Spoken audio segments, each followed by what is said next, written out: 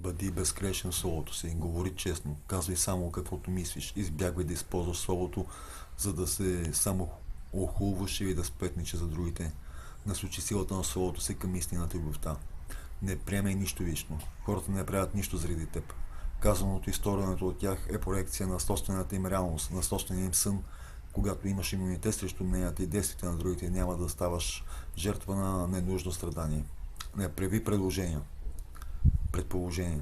Намери смелост да задаваш въпроси и да се изразяваш желанието си. Общувай с другите възможно най-ясно, за да избегнеш недоразумения, тъга и нещастие. Дори само с това единствено споразумение може напълно да преобрази живота си.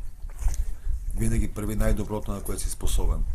Най-доброто, на което си способен, ще се променя постоянно. Ще бъде различно, когато си здрав и когато си болен. При всички обстоятелства просто давай най-доброто от себе си и няма да се самосъживяваш, самобичуваш и съживяваш.